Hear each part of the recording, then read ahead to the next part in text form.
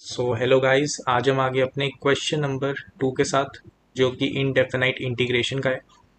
ये जो सवाल है ये आईआईटी जेई आईआईटी जेईई 2012 का सवाल है। क्लियर है? तो ये जो सवाल है ये इनडेफिनाइट इंटीग्रेशन का है। एंड इनडेफिनाइट इंटीग्रेशन में जेई एडवांस थोड़ा सा परहेज करता है क्वेश्चन डालने से, क्योंकि उनको भी पता है इनडेफिनाइट इनडेफिनाइट इंटीग्रेशन में बच्चे क्या करते हैं कि क्वेश्चन को सॉल्व करने से अच्छा, क्योंकि क्वेश्चन में तो इस चीज़ को इंटीग्रेट करना है, उससे अच्छा बच्चे ये सोच लेते हैं कि ऑप्शंस को डिफ्रेंशिएट करके देख लेते हैं, जो मैच कर जाएगा वो आंसर हो जाएगा। ठीक है? तो बच्चे ये चीज़ भी यूज़ कर लेते हैं, तो चाहे उनको इंटीग्रेशन आती नहीं, डिफ्रेंशिएशन से भी काम चला लेते हैं इंडेफिनाइट इंटीग्रेशन में। तो इसलिए क्वेश्चंस काफ़ी कम आते हैं।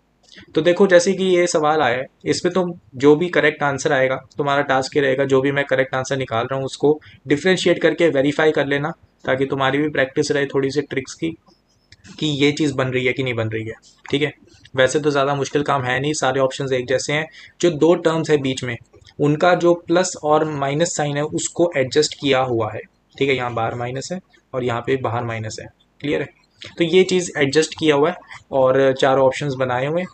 तो ऑप्शंस काफ़ी क्लोज है, तो तुम डिफरेंशिएट करके भी देख सकते हो प्लस माइनस को एडजस्ट करके। सो या मतलब आंसर तब भी निकल सकता है, लेकिन इसको फॉर्मली कैसे करना है वो हम सीख लेते हैं। तो देखो, सबसे पहले इसमें आइडिया लेना है। ठीक है? इंटीग्रेशन को सबसे पहले शुरू करने से पहले आइडिया लो कि इसमें क्या चीज़ यूज़ हो सकती है, कौन सी सब्सिट्यूशन लगेगी, कौन सा फॉर्मूला लगेगा। तो सबसे पहले तो मुझे ये दिख रहा है कि 9/2 यहाँ पर पावर हो रखी है और ये चीज़ है, एंड ये ऐसी वैसी चीज़ नहीं है।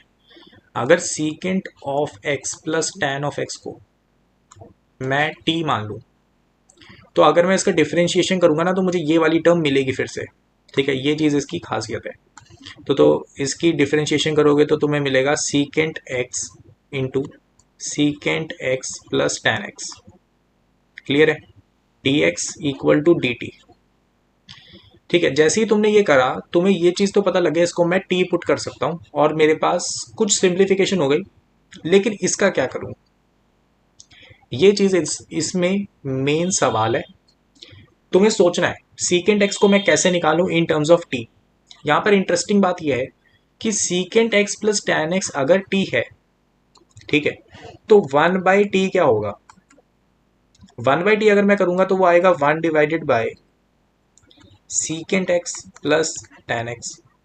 और अगर मैं रैशनलाइज करूं secant x minus ten x से, ठीक है, secant x minus ten x, तो मुझे मिलेगा secant x minus ten x divided by 1। ठीक है? 1/t। तो यहां से तुम देख सकते हो ये मेरी इक्वेशन 2 हो गई, ये मेरी इक्वेशन 1 हो गई। अब मैं सीकेंट एक्स की वैल्यू निकाल सकता हूँ, दो वेरिएबल है, दो इक्वेशन है। तो यहां पर मैं ऐसा करता हूँ, दोनों इक्वेशन को ऐड कर देता हूँ। तो दोनों को अगर ऐड करूंगा तो मुझे मिलेगा 1 + 2 कर दिया। ठीक है? तो मुझे मिला 2 times secant x equal to t plus 1/t। Clear है? तो यहां पर सीकेंट एक्स की वैल्यू मुझे मिल चुकी है just by analysing the situation. ठीक है? तो तुम्हें बस यहां पर एक चीज ध्यान रखनी थी, क्योंकि मुझे पता है secant square x minus ten square x 1 होता है, तो मैं रैशनलाइज कर सकता हूँ। ठीक है? बस इसका मेन पॉइंट यही था। तो सीकेंट एक्स की वैल्यू मैंने निकाल ली। अब जैसे ये चीज निकली, तो यहां पर मैं डी एक्स को लिख सकता हूँ, d x is equal to d t divided by t, और सीकेंट एक्स भी डिवाइड में जाएगा, तो यहां पर बनेगा t plus 1/t and divided by 2। Clear है? क्योंकि यहाँ पे 1/2 भी आएगा ना 2 का। ठीक है? ओके। अब यहाँ पर मैंने सीकेंट एक्स को, यहाँ पे सीकेंट एक्स तुम एक चीज सोचो, सीकेंट एक्स यहाँ पर एक ऑलरेडी है ना, और एक सीकेंट एक्स बचेगा। क्लियर है? तो ऐसा करते हैं, पहले इंटीग्रेशन लिखता हूँ और फिर लिखता हूँ आपको क्या क्या करना है। तो इंटीग्रेशन देखो, इंटीग्रेशन थी हमारी secant x into secant x d x divided by, रुक जाओ, यहाँ पर ये चीज़, इस चीज़ को हम देखते हैं कैसे पुट करना है ना।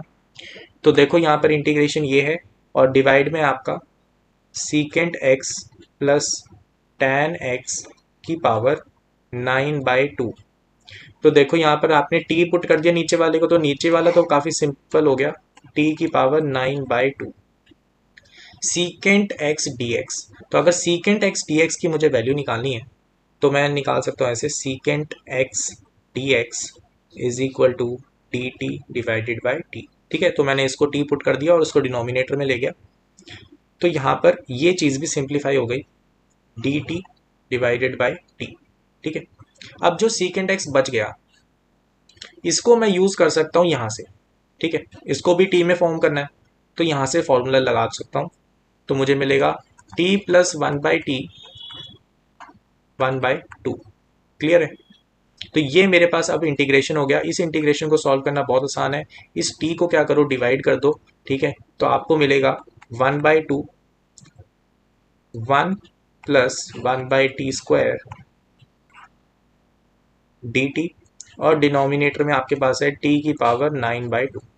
तो आपको सिंपली अब इसमें एलसीएम मतलब डिवाइड कर दो ना डिनोमिनेटर को, तो 1/t की पावर 9/2, यहाँ पे इंटीग्रेशन भी है, integration t divided 1 divided by t की power 9/2 plus 1 divided by t की पावर यहाँ पर 4 ऐड होगा 13/2 dt। क्लियर है? तो यहाँ पर हम ऐसा करेंगे, अब इसको डायरेक्टली इंटीग्रेट करेंगे। तो इंटीग्रेशन काफ़ी सिंपल होता है, इंटीग्रेशन का आपको फॉर्मूला याद होगा, अगर x की पावर n है, इंटीग्रेट कर रहे हो तो आपको मिलेगा x, यहाँ पर आपको मिलेगा इंटीग्रेशन करने के बाद x की power n+1 divided by n+1। यही फॉर्मूला आपको लगाना है। तो देखो 1/2, यहाँ पर t की पावर क्या है, यहाँ पर आप इसको न्यूमरेटर में लेके जाओगे तो t की पावर -9/2 है, तो t की पावर -9/2 में +1 हो जाएगा, डिवाइडेड बाई भी यही चीज़ हो जाएगी 1 - 9/2। वैसे ही यहाँ पर भी सेम ही चीज़ होएगी, t की पावर -13/2 +1 डिवाइडेड बाय -13/2 +1। क्लियर है? प्लस सी आ जाएगा, कांस्टेंट ऑफ इंटीग्रेशन कभी मत भूलना इनडेफिनाइट इंटीग्रेशन में। 1/2 यहाँ पर हमारे पास क्या बन गया, t की पावर -7/2। ठीक है, और यहाँ पर क्या बन गया, यहाँ पर हमारे पास है -7/2 आएगा, ये भी -7/2, तो ये 2 तो यहाँ से कट जाएगा ना, और अपने पास यहाँ पर क्या बनेगा -11/2, तो यहाँ से 2 ये वाला कट जाएगा, तो 2 दोनों तरफ से कट रहे हैं। t की पावर यहाँ पर आ गया -11/2 प्लस सी, तो यहाँ पर इसको सिंप्लीफाई कर सकते हैं हम। देखो -1/7, t की पावर यहाँ पे डिनोमिनेटर में क्या है उसको देख लेते हैं, -7/2 sorry +7/2 -1/11 into 1 divided by t की पावर 11/2। क्लियर है? तो यहाँ पर हम ऐसा करते हैं, एलसीएम लेते हैं, तो हमारे पास आ जाएगा डिनोमिनेटर में t की पावर 11/2। क्लियर है? और फिर हम क्या कर सकते हैं, जो न्यूमरेटर है यहाँ पे 1, और जो न्यूमरेटर है उसको हम लिख सकते हैं -1/11 -1/7 t²। ठीक है, तो यहाँ पर t² आ रहा है, and this is our answer plus c. अब आप t को वापस secant x plus tan x put कर सकते हो। ठीक है, तो secant x plus tan x वापस आपने पुट कर दिया t को, तो आपके पास आंसर आ जाएगा secant x plus tan x की पावर 11/2, 1 डिवाइड में है, ब्रैकेट में क्या आ जाता है -1/11 -1/7 secant x plus tan x की पावर स्क्वायर और plus c. So now your answer is very clear कि दोनों कोफिशिएंट का आंसर माइनस आ रहा है, माइनस साइन सी ऑप्शन में। ठीक है, तो क्वेश्चन काफ़ी स्ट्रेट फॉरवर्ड है। अब तुम्हें एक चीज़ ध्यान रखनी है, सी ऑप्शन को डेरिवेटिव करके देखना कि ये चीज़ आंसर आ रही है कि नहीं आ रही है, ये तुम्हारा टास्क है। बाकी क्वेश्चन हो चुका है, आई होप सो तुम्हें पसंद आया होगा।